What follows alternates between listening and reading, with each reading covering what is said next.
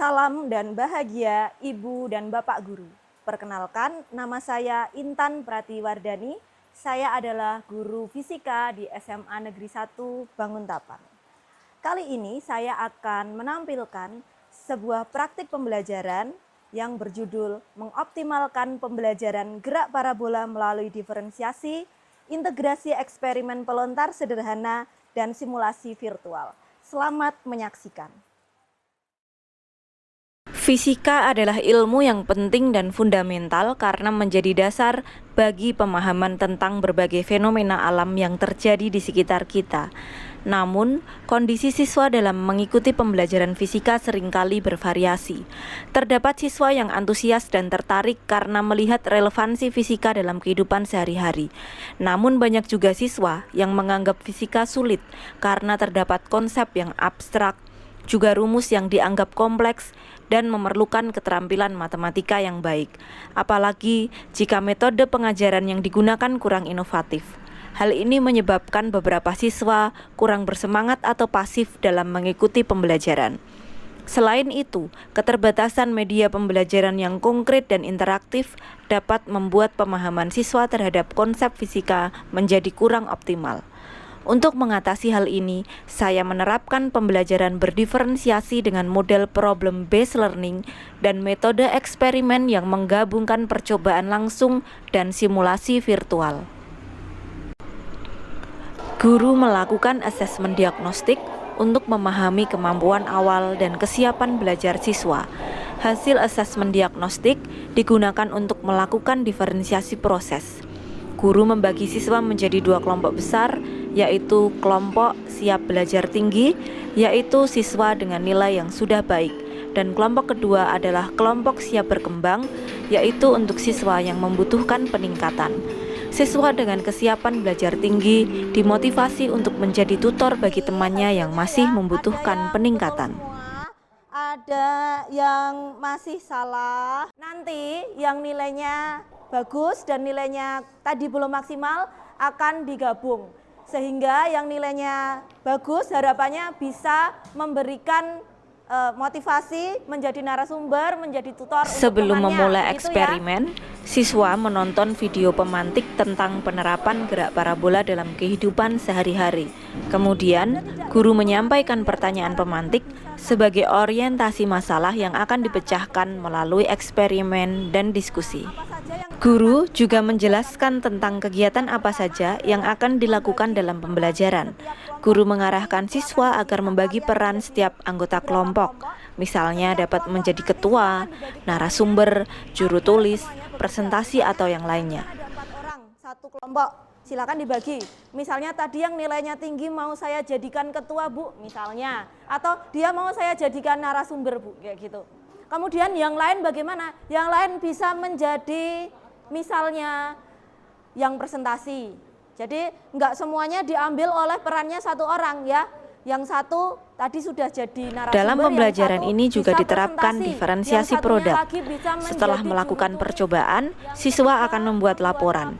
Mereka dibebaskan untuk membuat laporan baik dalam bentuk tulisan tangan, dokumen yang diketik, infografis, PowerPoint, video, atau yang lainnya dengan syarat memuat semua komponen-komponen laporan yang sudah ditentukan. Dalam video misalnya siswa kemudian melakukan eksperimen atau percobaan menggunakan alat pelontar sederhana yang dirancang oleh saya sendiri. Memang, terdapat simulasi virtual sebagai media yang dapat diakses. Namun, keterampilan melakukan percobaan secara langsung tidak dapat digantikan oleh media virtual. Dalam melakukan percobaan, siswa diberikan lembar kerja sebagai pedoman, menulis data hasil percobaan, dan menuliskan hasil diskusi.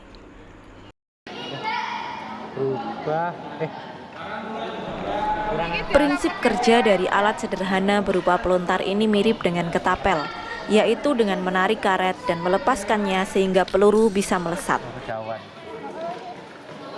Dalam percobaan ini, siswa akan menyelidiki pengaruh dari sudut elevasi atau sudut lemparan awal terhadap jarak jatuhnya peluru. Pada alat ini terdapat busur derajat yang akan mengatur kemiringan lemparan awal. Setelah menembakkan kelereng sebagai peluru, siswa akan mengukur dengan meteran jarak dari titik awal peluru ditembakkan sampai ke titik di mana peluru mendarat pertama kali.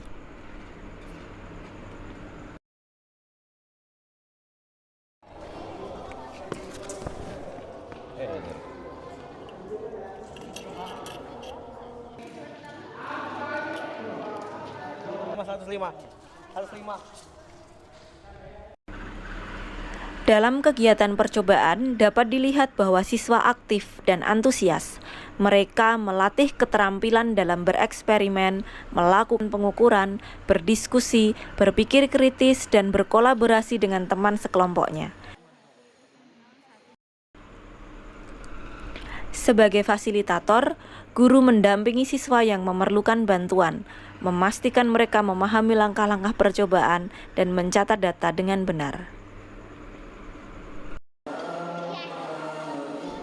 Pada pertemuan selanjutnya, siswa membuat laporan percobaan yang mencakup data yang mereka peroleh, analisis hasil, dan kesimpulan. Laporan ini membantu siswa merefleksikan apa yang telah mereka pelajari dan mengaitkannya dengan konsep teori. Guru memberi kebebasan siswa dalam membuat produk laporan. Setelah berkutat dengan penyusunan laporan, untuk menjaga semangat dan konsentrasi siswa, guru menyisipkan sesi ice breaking. Kegiatan ini membantu siswa rileks dan kembali fokus pada pembelajaran.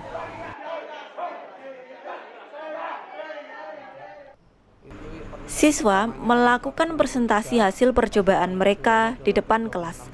Mereka mempresentasikan hasil laporan yang telah mereka susun. Presentasi ini memungkinkan siswa untuk berbagi temuan mereka dan mendiskusikan hasil dengan teman-teman sekelasnya. Kelompok 5. Siapakah kelompok 5? Jangkauan maksimum tercapai sudut lemparan 45 derajat.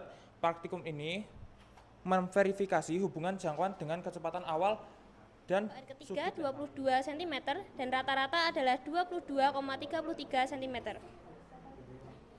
Kesimpulannya, sudut elevasi yang menghasilkan jarak jangkauan terjauh pada gerak parabola adalah 45 derajat.